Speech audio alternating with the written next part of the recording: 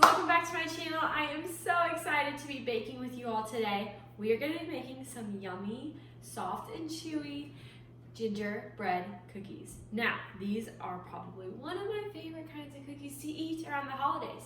Your gingerbread cookies will also be decorated in M&Ms and frosting. So, let's get started.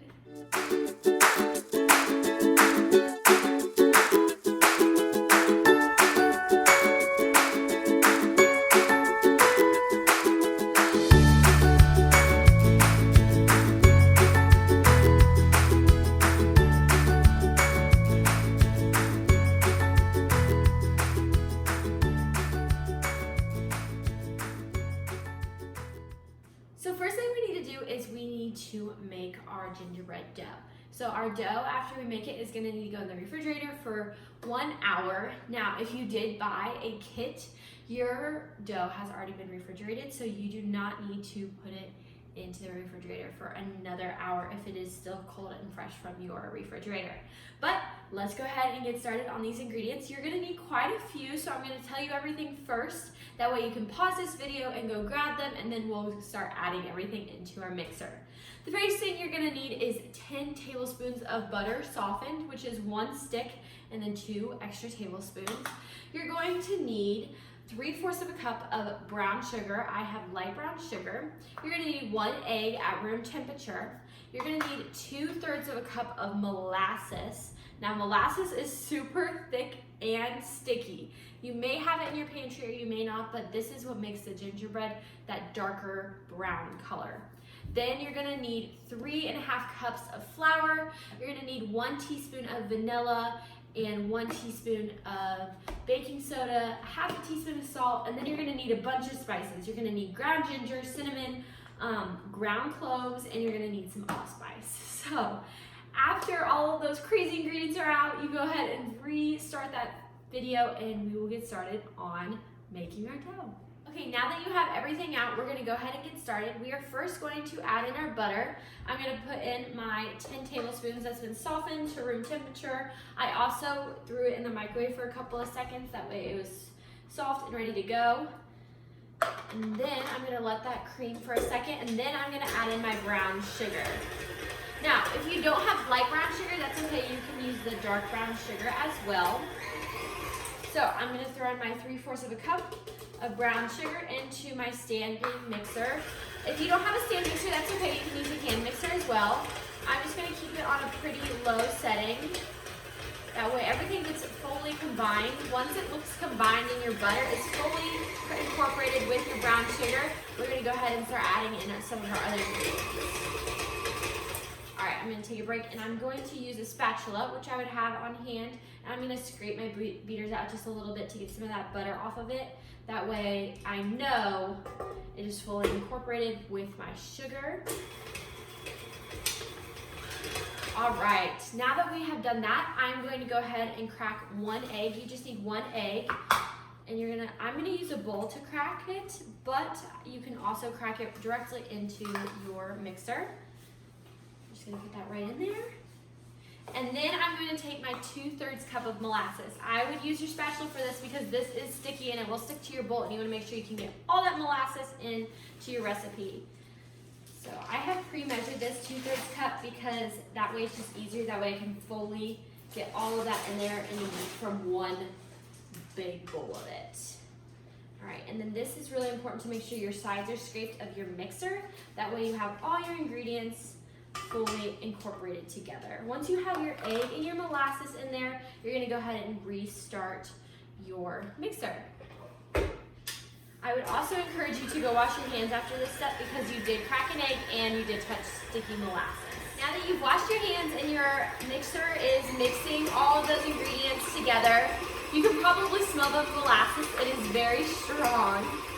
Now I'm going to add in my vanilla, which is 1 teaspoon of vanilla. I'm just gonna measure it right over the bowl. That way if anything spills, it'll slip into the bowl. And then I'm going to start adding in my dry ingredients after I mix my vanilla up. Now this dough is very sticky, so that's one of the main reasons why we put it in the refrigerator, especially for an hour. And when you do roll it out, you want to make sure it is cold and you do have flour standing by ready to be used. All right, now I'm going to put in my flour. I have 3.5 cups of all-purpose flour. I'm gonna actually start my mixer. That way I know it's not gonna all fly out of the mixer at once, because let me tell you, that's happened a couple of times. All right, once that's in there, we're gonna add in all of our spices. There are a lot. That's what makes them super gingerbread spice cookies. They're a spicy cookie as far as like strong on ginger, but they are really, really good when it comes to putting the frosting on top. The frosting just brings it all together. All right.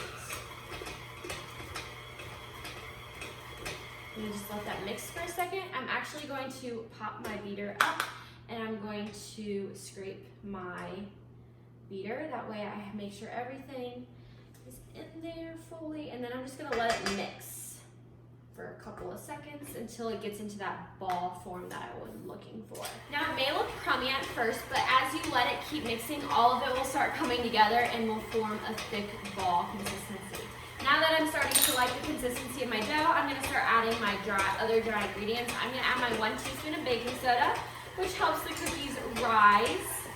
Then I'm gonna add my ½ teaspoon of salt. And then I'm gonna start adding in my spices. Now, there is 1 tablespoon of cinnamon in this recipe, which is a lot. Make sure it says tablespoon and not teaspoon. And then I'm going to add in my ginger. I need a tablespoon of ginger as well. So I'm just going to put this into my mixer. It's getting really thick and it smells so good, you guys. Oh my goodness, I'm so excited for these. All right, I'm gonna add in my ginger. Okay, and then I'm going to add in my cloves, which is a ½ teaspoon of cloves. And then I also have my allspice, which is a ½ teaspoon of that as well. Now, if you don't have allspice in your pantry, you can make allspice. There's a couple of different spices in it, which you can look it up. I will also post the ingredients right here. That way you can make it at home if you don't have allspice in your pantry. All right, so I'm just gonna mix this up. And then once it's ready to go in that ball consistency, I am going to put it in another bowl and cover it, and then put it in the refrigerator for an hour. All right, looks great. I'm just going to scrape my dough off my beater now, and then add it to my bowl. Okay, so my dough has been in the refrigerator for about an hour. I'm gonna show you what the people that had a kit, what their dough will look like when it's packaged. Now, if you didn't have a kit, that's okay, because I just showed you how to make that dough, and your dough will just be in a ball instead of a log like theirs is. So you're just gonna untie the ends of your parchment paper, and then it's gonna be wrapped in press and seal, and you're just going to unwrap it from that as well. And it should be pretty cool. All right, and then I'm going to use flour to roll it out. And I have a rolling pin as well. If you don't have a rolling pin, another good tool to use is just a cup. You can use a cup to roll it out as well.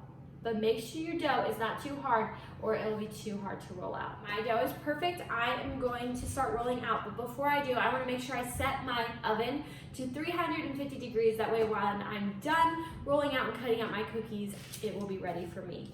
So I have my gingerbread man as well. If you don't have a gingerbread man, that's okay. You can use a different one. I'm just gonna roll it out. And you don't want it to be too thick. I will show you my thickness after I roll one out. So here's one gingerbread man, and you can make it as thick as thin as you want, but my thickness is about that thick.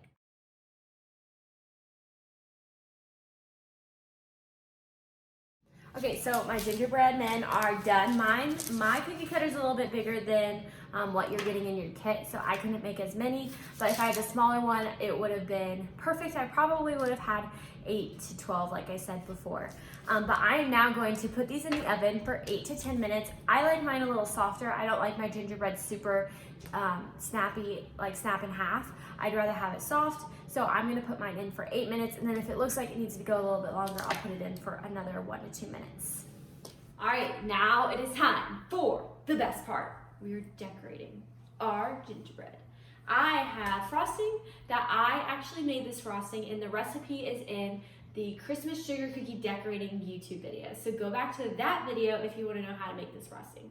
This is one of my favorite frostings, especially for simple sugar cookies, because it has just a little bit of butter. It's not a super heavy buttercream. But I am now going to show you how I decorated my super cute gingerbread man. So let's get started on that. Okay, so here's my gingerbread man again. I'm gonna show you guys how I decorate my cookies, but the best part about this is you get to be completely yourself. You can decorate it however you want to. You can put a ton of frosting on there, you can put a little bit of frosting on there. You can just have a lot of fun with it. I'm gonna just make eyes in a circle like that. And I leave my eyes white because I think they'd look a little weird if they were green or red. But this one is going to have a skirt on. Like I said, have fun with this. These are your gingerbread men and girls. You could make these girls. I'm putting a skirt on mine, and it's gonna be red and green, just like that. So have a lot of fun with this. I want you guys to be yourselves and be creative. You guys should have a competition. If you guys have siblings and you guys are both making gingerbread, you guys should see who can make the most creative gingerbread person. All right, put little shoes on, and we'll make this actually into a dress. How about that?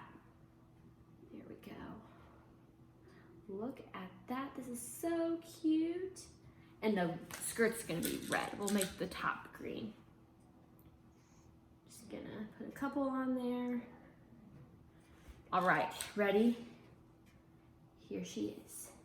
Ta-da! Obviously you can add more M&Ms, but after you decorate them all, you guys can package them, and I'm gonna show you how to do that. But I also wanna go over really quick what is in your kits if you do have a kit. So in your kit, you are going to have that log of cookie dough, and wrapped around it is the parchment paper that you can use to set onto your table. So you want to make sure you unwrap it carefully. That way you can reuse the parchment paper to put some flour on. That way it doesn't stick to your surface. And there's also flour in your kit.